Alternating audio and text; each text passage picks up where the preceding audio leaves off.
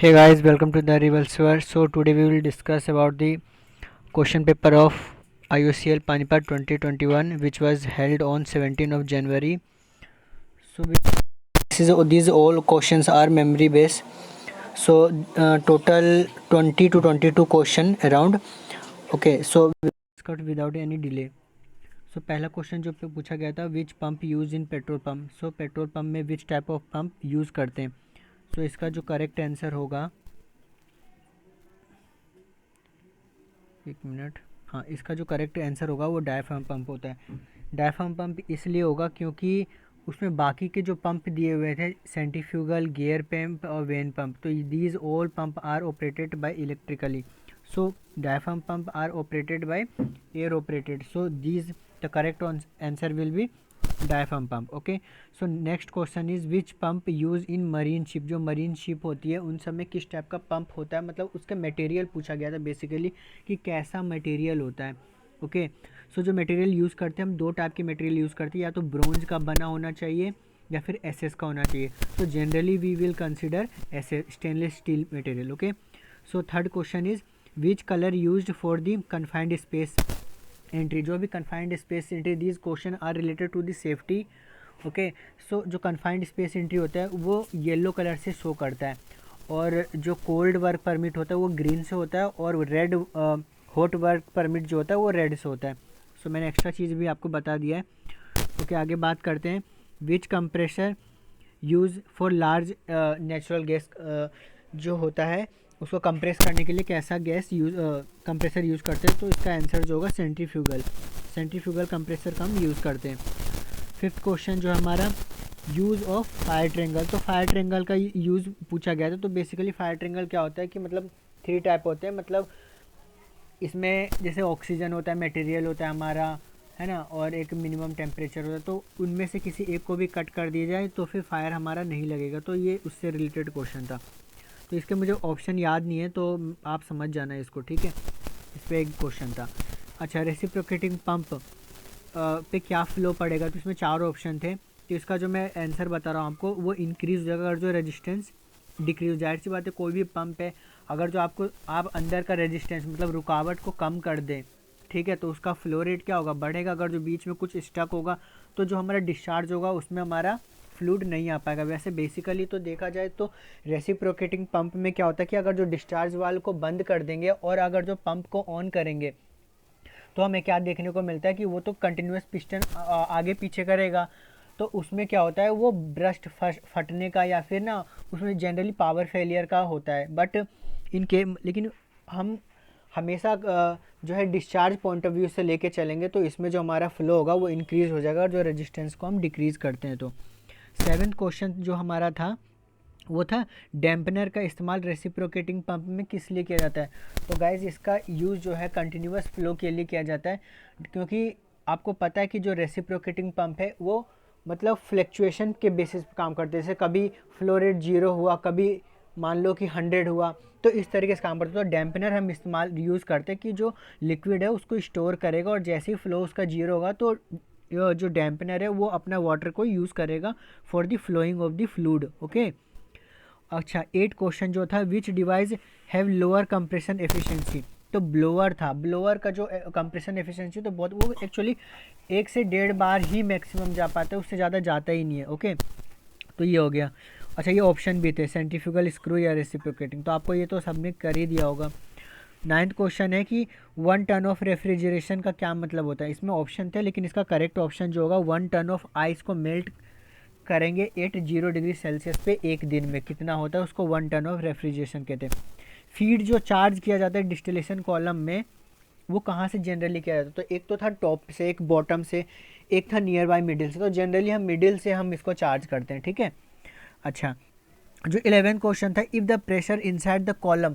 अगर जो कॉलम का डिस्टिलेशन कॉलम का जो प्रेशर है वो बढ़ जाएगा तो हम क्या करेंगे, क्या कर सकते हैं. तो देखो, आप क्या करो, जो फ्लो रेट होता है फीड का उसको कम कर दो. उससे क्या होगा, वेपर्स कम बनेंगे तो हमारा प्रेशर कम ही बनेगा, ठीक है. या फिर एक वैसे तो जनरली रिफाइनरी में बाईपास भी कर देते गैस को, बट अगर जो हम फीड को, फ्लो रेट को कम करेंगे तब भी हमारा काम बन जाएगा. ओके, चलिए 12th क्वेश्चन जो था वो था वर्क परमिट। वर्क परमिट हमें क्या बताता है, वो बताता है कि अवेयरनेस बताता है रिगार्डिंग दी वर्क। इसमें एक्चुअली बहुत लंबे लंबे वो थे इसके स्टेटमेंट, तो इतना स्टेटमेंट याद नहीं है, जिसकी वजह से मैंने आपको एक ओवरव्यू बता दिया कि वर्क परमिट में ना मतलब उसमें ये लिखा होता है कि जैसे पहले तो ये भी लिखा रहेगा कि हॉट वर्क परमिट है कि कोल्ड वर्क परमिट है। उसके बाद लिखा रहेगा कि क्या कैसे कैसी मटेरियल यूज़ की जाती है, कौन सी गैस यूज़ हो रही है, ठीक है, क्या सेफ्टी हमें इसमें लेना चाहिए, तो ये सब चीज़ें होती है वर्क परमिट में, ठीक है। जो 13 क्वेश्चन था हमारा, good work place in which statement is, मतलब गुड वर्क प्लेस के लिए कौन सा स्टेटमेंट इनकरेक्ट है। तो इसमें अच्छे अच्छे स्टेटमेंट थे, लेकिन एक स्टेटमेंट मैंने ऐसा देखा कि एम्प्लॉय जो होते हैं नोट सपोर्टिव होते हैं और काम छोड़ के चले जाते हो। तो ऐसा तो होता नहीं है कि एक अच्छे वर्क प्लेस में आप काम कर रहे हो और आपको जो एम्प्लॉय है वो सपोर्ट नहीं करेगा और कभी भी काम छोड़ के भाग सकता है, ऐसा नहीं होता। तो ये स्टेटमेंट इनकरेक्ट, तो ये सही हो जाएगा। ओके, सो जो 14 क्वेश्चन था वो जो था which pump use in slurry types. तो स्लरी टाइप में कैसा करते हैं, डायफ्राम पंप यूज़ करते हैं। 15 क्वेश्चन इसमें था, एक मिनट, 15 क्वेश्चन था कि विच type of which is not part of distillation column. तो डिस्टिलेशन कॉलम का कौन सा पार्ट नहीं है। तो देखो रिबॉयलर बॉटम में होता है, रिबॉयलर भी होगा, बबल कैप ट्रे ये भी होता है डिस्टिलेशन कॉलम के अंदर, शेल के अंदर ही सब कुछ होता है। फायर हीटर एक अलग से होता है, ठीक है, जो कि क्रूड ऑयल को हीट करता है। तो एक ऑप्शन हो जाएगा। चलिए आगे देखते हैं। 16 जो क्वेश्चन था, the science use in reactor designing. Reactor को डिज़ाइन करने में हम क्या यूज़ करते हैं, तो केमिकल काइनेटिक्स का इस्तेमाल किया जाता है। इस पे 2 क्वेश्चन आए थे, दोनों का आंसर केमिकल काइनेटिक ही होगा।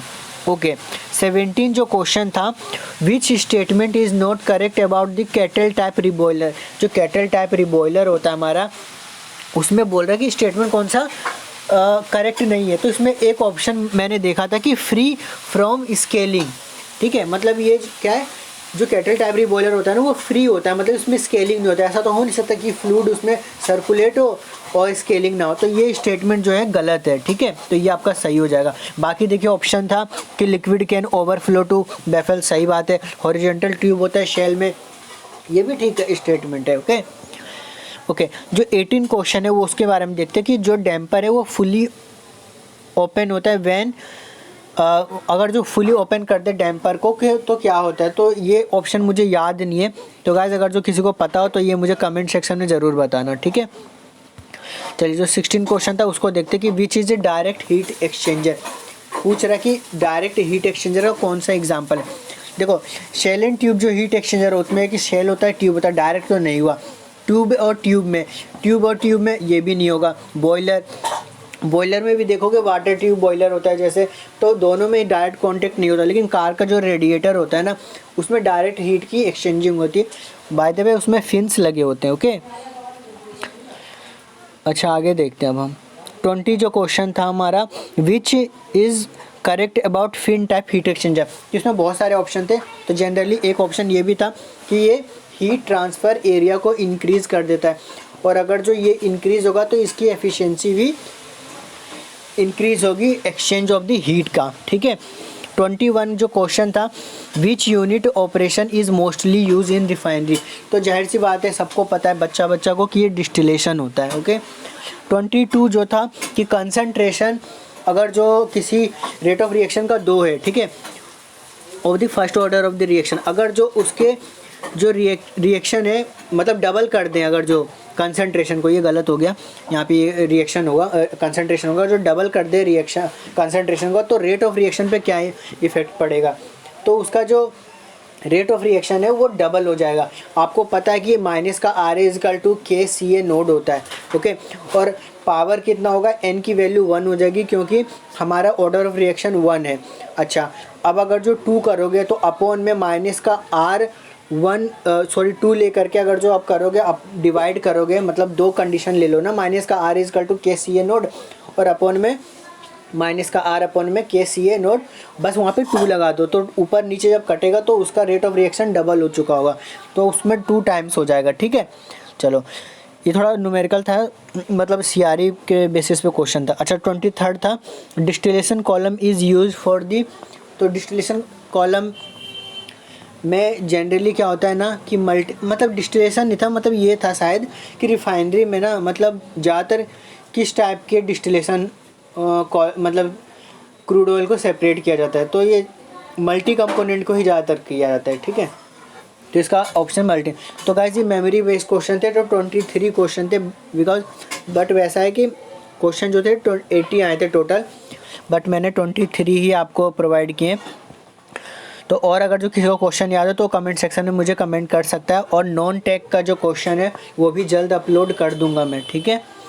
तो आई होप गाइज आपको पसंद आया, और आप मुझे कमेंट सेक्शन में बताएं कि सबके कितने मार्क्स आए हैं, किसको कितने इनमें से सही गए हैं और किसके गलत हुए हैं। तो नेक्स्ट वीडियो पे फिर मिलते हैं हम नॉन टेक पे। Okay, bye bye.